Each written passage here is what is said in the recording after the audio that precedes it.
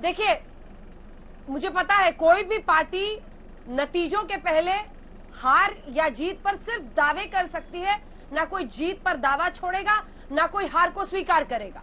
लेकिन मेरा सवाल आपसे यह है कि इतना गुस्सा और इतना बात बात पर झुंझलाते हुए नीतीश कुमार क्यों दिखाई दे रहे हैं? कई बार ऐसा होता है, लेकिन वोट मांगते वक्त तो कम से कम हर किसी को मुस्कुरा कर जनता से कहना पड़ता है कि हाँ, आप लोग साथ दीजिए, हम ये करेंगे, हम वो करेंगे, ये हमारी नीतियां थी, अभी तक हमने ये किया।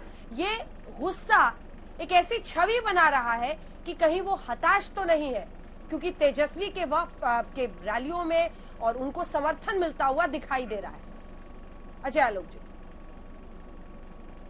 कहती है इंदिरा जी, दूसरे की पार्टी की रैली में अपने 10 समर्थक भेज के जिंदाबाद का किनारे लगवाना, उसको हताशा कहेंगे?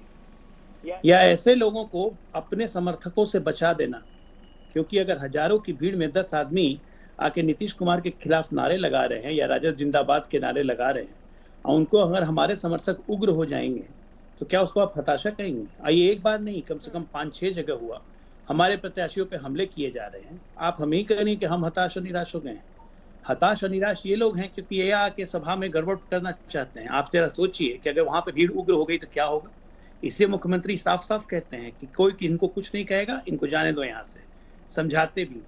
लेकिन इस तरह की दुस्साहस, इस तरह का नौटंकी करना इस पार्टी का चरित्र रहा है, ये कोई नई बात नहीं है। मुख्यमंत्री जी अपने वक्तव्य में जो कह रहे हैं, मुख्यमंत्री जी क्या गलत कह रहे हैं? आप लोग कह रहे हैं कि नीतीश आपक हो रहे हैं। कैसे आपक होने भाई? गलत क्या कह रहे हैं? बेटियों का महत्व के बारे में उन्होंने कहा अगर कि 7 बेटी पैदा कर लिए क्योंकि बेटा चाहिए था। ये गांव की मानसिकता होती है। ठीक है, आपने किया ये बात, अगर मुख्यमंत्री कह दिए तो उन्होंने आपक हो दिया। आपने बेटियों को सम्मान नहीं किया। एक मिनट, इसको मैं बिल्कुल पर्सनल अटैक नहीं कहूंगा। आप 2-2 मुख्यमंत्री जिस परिवार में हो, जनसंख्या नियंत्रण की बात पूरा देश कर रहा हो और 2-2 मुख्यमंत्री हैं उस परिवार से, अगर ये बात मुख्यमंत्री जी अगर कह रहे हैं तो ये पर्सनल अटैक हो गया। ये सच्चाई है ना, विदित है। ये तो सबसे किसी से छुपा हुआ नहीं है, तो अटैक कैसे हो गया? सच्चाई कहना अगर आप अटैक मानिए तो पैमाना क्या है? फिर तो सच ही नहीं बोले कोई चीज। लालू यादव जेल में, होटवार जेल में है, कोई स्वतंत्रता संग्राम की लड़ाई लड़के नहीं ना है, भ्रष्टाचार के मुकदमे में कोर्ट ने सजा दी है। ये सच्चाई है। अगर इसको मैं बोलूंगा तो क्या ये पर्सनल अटैक हो जाएगा? तेजस्वी बेल पे है, तेजस्वी पे ईडी का मुकदमा चल रहा है, आय से अधिक संपत्ति PMLY का केस चल रहा है, उनके खिलाफ ऑलरेडी चार्जशीट फाइल होने वाली है। अगर ये मैं बोलूंगा तो ये पर्सनल अटैक हो जाएगा। 8वीं 9वीं फेल है तेजस्वी, ये मैं बोलूंगा तो ये पर्सनल अटैक हो गया। जो सच्चाई है वही बोलेंगे ना। अगर इसको बोलना पर्सनल अटैक करती है, इसको वो सब करना अगर आपको लगता है ये हताशा है तो ठीक है, हम हताश हैं, लेकिन हताश कौन है वो तो दिख रहा है। ठीक है, संबित पात्रा जी, अंजना जी, संबित पात्रा जी, सवाल ये है कि क्या बीजेपी भी इसमें शामिल है? क्योंकि अभी तक इस तरह से पर्सनल अटैक या गुस्सा नहीं दिखाया, मतलब जी बोलिए। देखिए अंजना जी, पहली बात तो है आप आज मुजफ्फरपुर में हैं और चंद दिनों पहले मैं मुजफ्फरपुर गया था और मैं खास तौर से मुजफ्फरपुर के लोग आज देख रहे होंगे, उन्हें एक बात कहना चाहता हूं। आप देख सकते हैं ठीक पीछे मोदी जी खड़े होकर हम सबको आशीर्वाद दे रहे हैं। एक मूर्ति मोदी जी की रखी हुई है, ये मिट्टी की बनी हुई मोदी जी की मूर्ति रखी हुई है। और मुजफ्फरपुर के जो गरीब लोकल वर्कर्स हैं, जब मोदी जी ने ये आह्वान किया वोकल फॉर लोकल, तो उन्होंने ये खिलौने बनाने शुरू किए थे और ये मिट्टी का एक मोदी जी की मूर्ति मुझे उन्होंने गिफ्ट किया था, मैंने ये रखा है। तो मुजफ्फरपुर के सभी निवासियों को और खास करके मूर्तिकारों को मेरा नमस्कार है।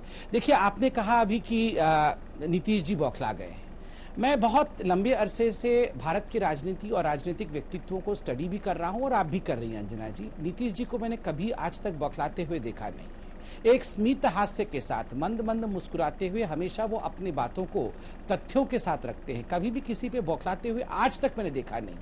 देखिए, आपने 2 सिनेरियो दिखाया। एक सिनेरियो आपने दिखाया कि उनके रैली के अंदर जहां 10-12 हजार लोग हैं, वहीं कुछ 8-10 लोग अंदर आ गए हैं और वो तेजस्वी जी के लिए नारे लगा रहे हैं। ऐसे में उनको नीतीश जी समझा रहे हैं कि भैया ये अराजकता उचित नहीं है, अगर लोग भड़क जाएंगे तो अनुचित होगा, आप ऐसा मत करिए।